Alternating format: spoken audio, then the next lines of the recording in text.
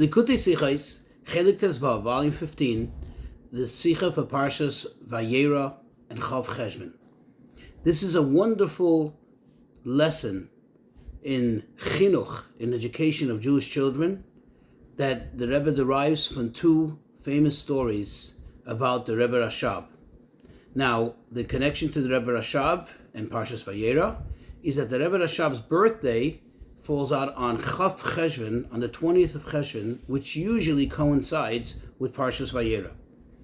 Now, in general, just as an introduction, it's important to note that all the stories that happen with our Nesiim, with our Rabbeim, our leaders, are all very important. But those stories that were related to us, especially that the Rebbes took time to share with us, that in itself is an indicator that these stories are not just stories that happen to the Rabbeim, but rather these stories have an important lesson for us and are applicable to us in our lives, notwithstanding the fact that originally the stories happened with the Rabbeim. Another thing to just be familiar with is the concept of Shoresh HaNivroim versus the Ma'atzil. Shoresh HaNivroim literally translates as the root of the creatures, of creations, meaning after Hashem emanated from himself and created the possibility for the world and created the world, there is that godliness that's within the realm of Nivroim, of all creation. And therefore, any of the creatures within this realm have access to that, to the highest point of it. Then there is something beyond that, and that is the Matzil, the one who emanated, meaning that which is above Shoresh HaNivroim. Another concept to familiarize ourselves with is called Psichas Hatzinor, literally translated, the opening of the conduit. There are certain things that prior to them being experienced by a great tzaddik, or what have you, by a Rebbe, for example, they were, so to speak, not accessible to anyone. They didn't exist. But once it happened, even though the person that happened with is a tzaddik, is somebody that's above and beyond the norm of any regular person, still, once it's already happened, so to speak, it occurred in this world, it already now has an application and is accessible for each and every one of us. Let's go into the Sicha. So the Rebbe says, in connection with Cheshvan, the 20th Cheshvan, the birthday of the Rebbe Rashab, the previous Rebbe related the following story. That when his father, the Rebbe Rashab, was about 4 or 5 years old, he went into his grandfather, the Rebbe the Tzemach Tzedek, to receive a blessing for his birthday, and he cried, saying, why is it that Hashem revealed himself to Avrohom Avinu, as it says, Vayera Hashem al Avrohom, that Hashem revealed himself to Avrohom, but to him he's not revealing himself? So the Tzemach Tzedek answered him that when a Yid, a tzaddik, comes to the conclusion at the age of 99 that he needs to circumcise himself, then he is worthy that Hashem should reveal himself to him. Now the Rebbe says it's already been discussed many times, the various hirois, the various directives and lessons which we can glean from this story. This time, says the Rebbe, we will highlight another point, another aspect of the story from which we could learn a great lesson. You see, the Frierdiker Rebbe, the previous Rebbe, made a point to emphasize the age of his father at the time the story occurred. And it's understandable, it's obvious. And this is not just to highlight the greatness of his father, but rather, as every single saying and teaching of our Rebbes, this is in order to teach us all a Hayra ba'avodas Hashem, a directive in our service of Hashem. So from this we understand that there is a Hayra in this story. There's a directive, there's a lesson, a teaching in this story, even for a 4 or 5 year old child. Not only a 4 or 5 year old child in a figurative sense, in a spiritual sense, meaning somebody who's lacking maturity in spirituality, but also in the literal sense, an actual 4 or 5 year old child.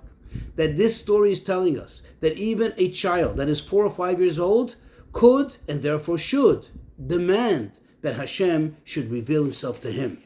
Now, one can ask, that it's obvious that the Rebbe Rashab, understandably, was not your ordinary child. He was very, very special, and already at the age of 4 or 5 years old, he was very mature, very adult-like in many senses, maybe even more than your average adult, than your average actual adult. And if so, the question could be asked, how could we compare your regular, typical 4 or 5 year old child, even a Jewish child, to the Rebbe Rashab, and to derive from this story any whatsoever lessons, any whatsoever directives? So the Rebbe says we'll understand this by first prefacing a very interesting phenomena that we find when it comes to the shiurim, when it comes to the limits or to the criteria of chinuch, of Jewish education. We find in the Gemara, a Gemara in Ksubis and Daf Nun Amid Aleph, on page 50, side 1, where Rav says to Rav Shmuel Bar Shilas, he says that if the child is less than 6 years old, do not accept him. That means he's not yet ready to enter the ranks of chinuch. You don't accept him for education. However, once he is 6 years old, accept him and, quote, stuff him up like an ox, meaning stuff him up with chinuch and fill him up as much as you can. Meaning that if the child is less than 6 years old, even if he is extremely smart and extremely mature, still, quote, do not accept him. However, once he's 6 years old, that's the criteria he gave, then accept him and, quote, stuff him up, fill him up with all the lessons. And there's no differentiation whether he is smart, whether or not, whether he's mature or not. This is one example. Another example we find in regards to when a child becomes obligated in mitzvahs and can be therefore counted as a minyan. And up to that point, he's exempt from mitzvahs regardless of how mature he is or how smart and learned he is. And that is that the Torah mandates that only when a child turns 13 does he become mechuyev b'mitzvahs, obligated in mitzvahs, and there's no difference, again, whether he is mature or not prior to that. What's the explanation of this? How do we understand this?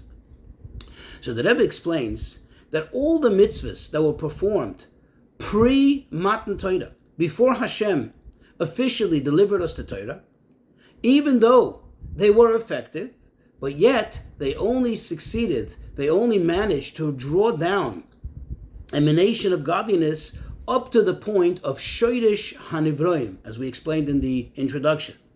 And therefore, it wasn't really important how they did the mitzvahs, through which means they performed the mitzvahs. For example, we find, as it is explained by Yaakov Avinu, that when he made that whole production with those sticks, where he peeled the branches to expose the whiteness in the branches, thus making the effect of a kind of a black and white contrast, that is similar, and he affected that which we affect when we put on tefillin. When you put on tefillin on your arm, you put on black straps, which essentially produce the same effect, where you have the contrast between the black and the white of your skin, the lighter color of your skin.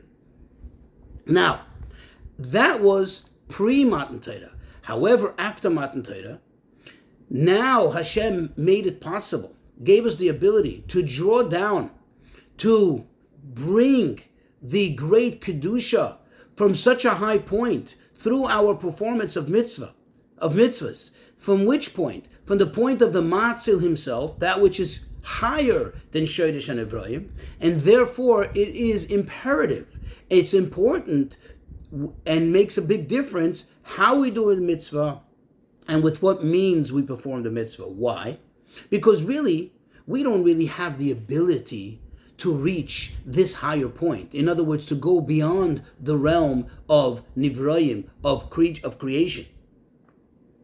How do we go higher? In other words, how are we able to tap in, to reach into something that's higher than that and draw down this emanation? That is only because Hashem decided and made it possible. It's only because Hashem gave us the ability to do so. And therefore, we must do it. In order to accomplish this, in order to affect this, we must do it in accordance with what Hashem decided should be the means to accomplish this, to affect this. So likewise, says the Rebbe, is when it comes to the time shiurim, when it comes to the time limits, that when the Torah says that, for example, a child, regardless of how smart and mature he is, but if he did not reach the age of 13, he is not yet a gadol, that is that Hashem decided for whatever reason that is the shiur, that is the limit, that is the time up to which point he is still a katan, he's still a minor, and only after 13 does he become a gadol. And likewise, when it comes to the inyan, to the matter of chinuch, that Hashem decided in His infinite wisdom that specifically from the age of 6 and up does a child become, quote, entered into the ranks of chinuch, into the ranks of Jewish education. Now, since in this story the Frierdiker Rebbe made a point to tell us, to relate to us the age, that he was less than 6 years old. He was either 4 or 5 years old. So therefore, notwithstanding the fact that the Rebbe Rashab was great in his maturity, obviously, and he was really fantastic in his wisdom of the Torah already at the time, still this can serve and does serve as a lesson, as a directive for each and every Jewish child, even before he reaches the age of chinuch. Now, we can appreciate the wonderful lesson from this story. It's known that the Rambam writes, he spells out in detail what is the proper method of teaching a Jewish child. And he says that when the child is still young, when he just begins chinuch, when he just begins his education in Torah, you have to focus on what is important to the child. Things that are, quote, ahuvim etzloi, that are beloved, that are cherished by him, by the child. Like, nuts and sweets, or in our days, I guess it would be candies and all kinds of goodies. Meaning, you have to try to entice him to learn Torah and to love Hashem through those things. But what is the point of it? That you need to consider that which is important to the child at the stage that the child is at the time, and draw him into Torah and mitzvahs through those things that he loves.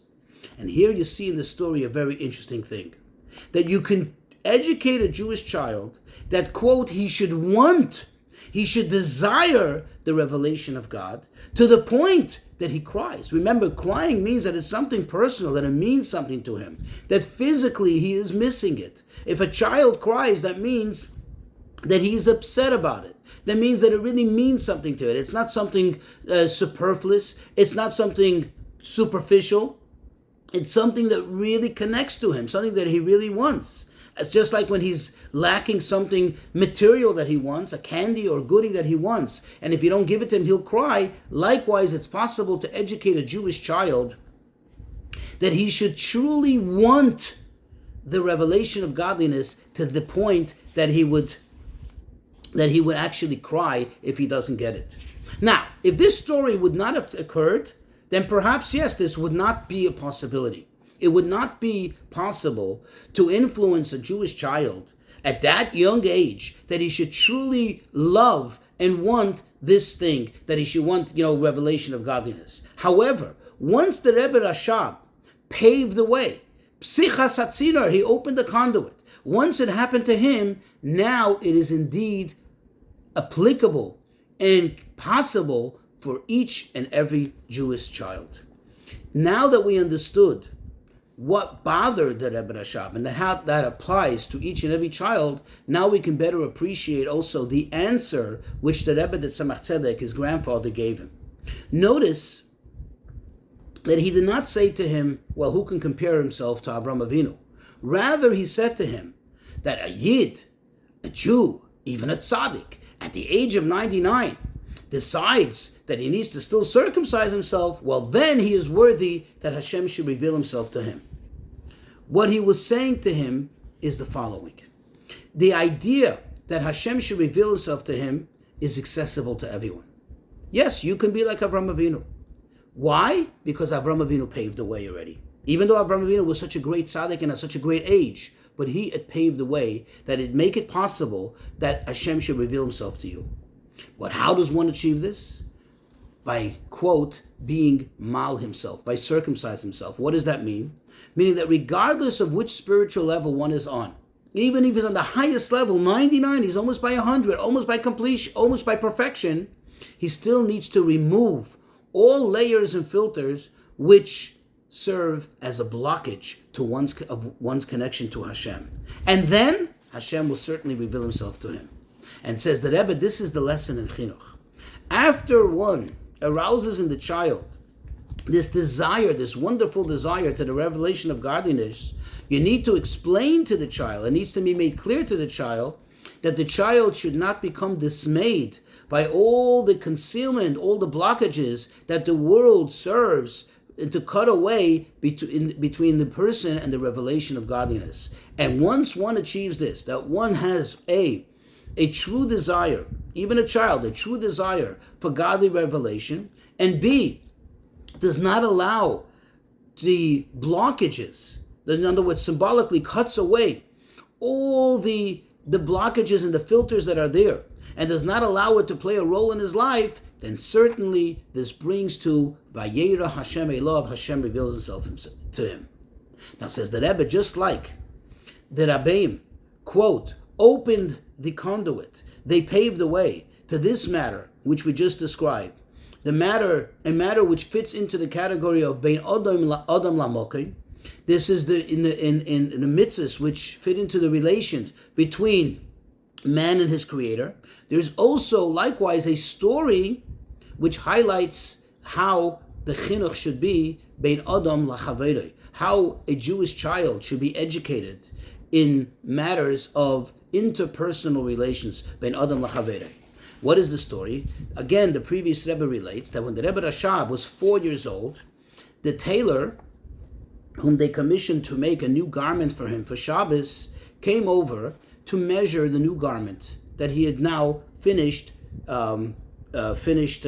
sewing for the little Rebbe Rashab. As he was measuring him, the Rebbe Rashab noticed a big piece of cloth, an extra piece of cloth from that material that he had been given to make the suit out of. It was sticking out, it was protruding from his pocket. And instinctively, and without any bias, he had no ill intention, the Rebbe Rashab grabbed it, pulled it out of his pocket. In that moment, the tailor became very embarrassed, because obviously this almost seemed as if he was intending to steal it, not to return it. After he had left, the Rebbe Rashab's mother admonished him. She reproved him for what he had done, that he had embarrassed another Yid. And the Rebbe Rashab cried.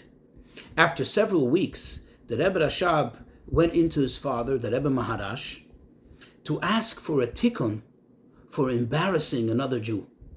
When the Rebbe Maharash asked him for the details, what happened, the Rebbe Rashab refused to share the details. And he explained. He said, isn't it enough?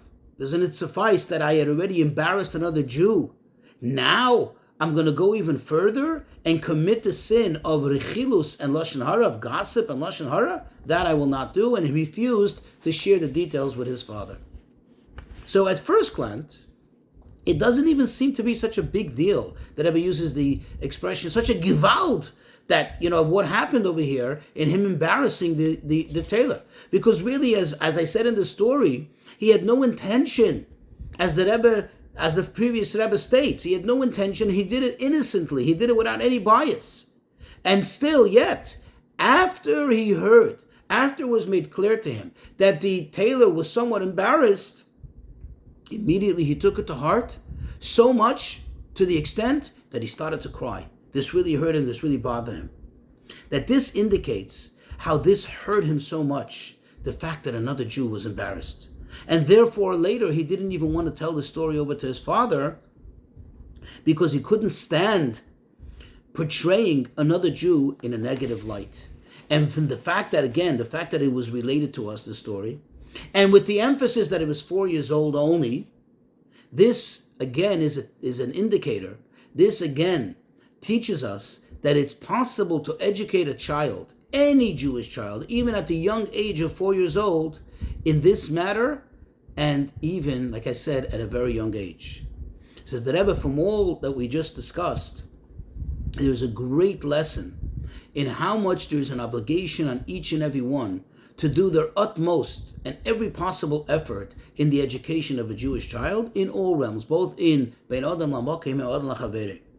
As the saying of the Rebbe Rashab himself, which by the way is quoted in the Yom Yom, that he said the following: just like putting on tefillin every single day is a biblical obligation on each and every one, regardless of whether they're a great or just a simpleton, so too is an obligation on each and every single Jew to think about the chinuch of Jewish children at least a half hour every day, and to do everything possible for this matter of the education of Jewish children. That is, of course, on one's own children, and especially on children of parents who perhaps have not made the effort to educate their children in a Jewish manner, in a Jewish way. And the Rebbe says, through being involved in this, by one applying himself to this, one will assure that all the tzivos Hashem, all the armies of Hashem that the Jewish children are called, will certainly go out of Golus and come back with our youth, with our elders, our sons and our daughters, back home through Mashiach Tzidkenu.